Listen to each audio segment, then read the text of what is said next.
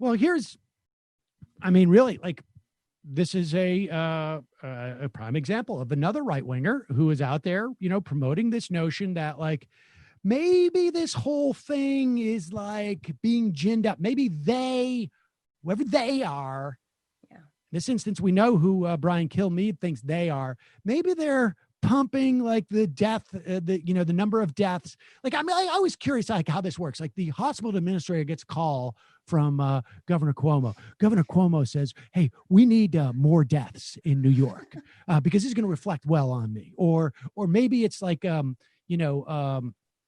can't even remember his name now. Perez, or who, I don't know who's calling. Tom Perez? Yeah, maybe Tom Perez is calling in. It's like, we need this for the DNC.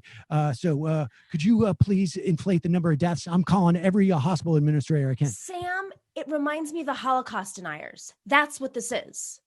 Listen to this. This is Kilmeade saying, like, blue states are self-sabotaging to stop Trump. Let's see if I know.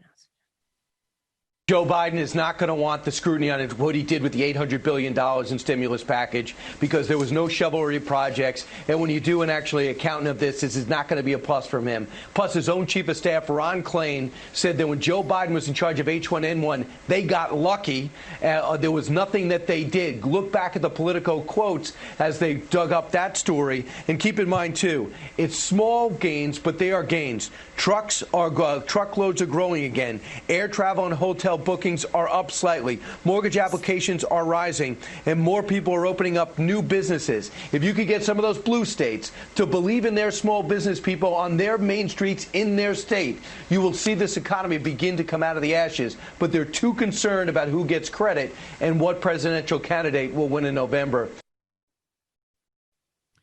Now, contemplate the reasoning here. We think about what the incentive structure is here, folks. You're a governor of a blue state,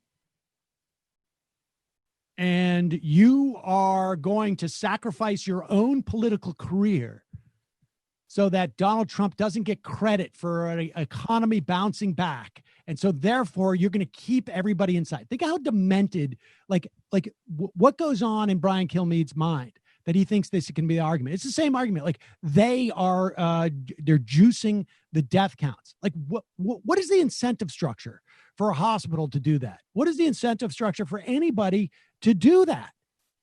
Government funding, of course.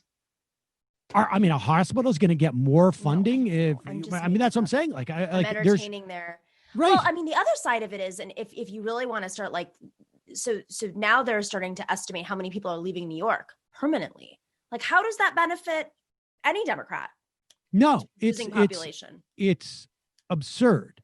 It's absurd. This talk is absurd. And, look, if we're very lucky, and I think we would have to be extremely lucky, and it would have to run contrary to what all the experts know about, pandemics, and maybe every pandemic has its own sort of like features. Maybe this is, we lose 1,500 people a day in this country. This is the lucky scenario. And then at one point, it's like we losing, 800, 500, 200, 100, 20 people a day. And that's it. And then it just goes away after a couple of months. That would be great. But to bet on that is extremely, extremely dangerous, because you cannot go backwards in time. You cannot say, oh, we made a mistake 4 weeks ago, and now we're going to try and bottle this up, particularly now. Like that report from Colombia. Right. Had we reacted 4 or 5 weeks earlier, we could have saved tens of thousands of lives.